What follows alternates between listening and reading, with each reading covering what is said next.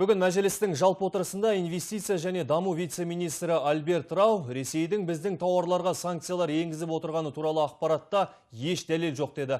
Ал осы ведомство министрі Әсет Исекешевке депутаттық сауал жолдаған Алмас Тұртаев Қазпошта мекемесі қызметтерінің сапасын сынға алды. Толығырақ астаналық тілшіміз Еркеғали Болатұлының бейне материалында.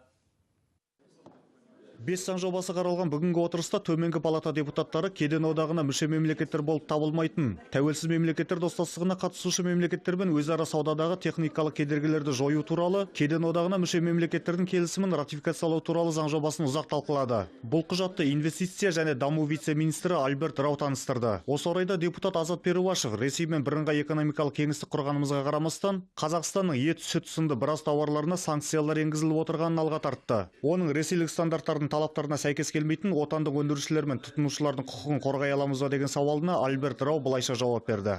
Нам нужны просто факты, потому что на самом деле фактов не хватает. Ол жерде кемсітушілік бар десек, бізге дәлел керек. Бизнес мамандары ондайларды бізге дәлелдерімен айтсын. Қазақстанда тіркелген, бірақ Ресейде мойындалмаған зертхананың сынақтары қайда. Сондықтан бұл тақырып кедендік одақтың комиссиясы талқылауы тиіс, маңызға ие. Кезек депутаттық сауал жолдауға келгенде Алмас Тұртаев инвестиция және даму министрі Әсет Исекешевтен Қазпошта қызметінен толық мағлұмат беруді өтінді. Оның сөзінше поштада қызметтер құны артқанымен сапасы жақсармаған. Мәселен, хат-хабарлар Астана, Алматы қалаларында 2-3 күнге, облыстарда 7 күнге дейін кешігіп келеді. Оған қоса пошта арқылы жіберілетін заттардың жоғалу фактілері жиі орын алған. Басқасын былай қойғанда, Қазпошта 2014 жылда Орал қаласында 9 қызметкердің сотамен жапты, яғни олар мүгедек балалар шотынан ақша жымқырған.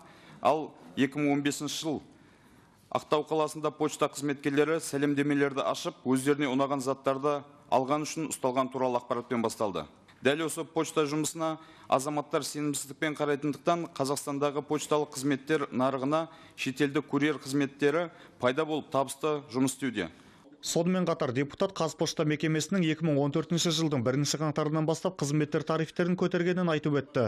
Соның салдарынан бағасы қымбаттаған көптеген газет-журналдар өтпей жатыр екен. Ал оның басшылығы жұмсалған шығынның ақталмауы туралы үнемі айтып субсидияларға үміт артуда. Сондықтан пошталық байланыстың ауылдағы бөлімшелердің саны едәуір қысқартылған дейді Алмас Тұртаев. Еркеғали Болатұлы, Виктор Гудзис, Қазақ Ньюс, Астана.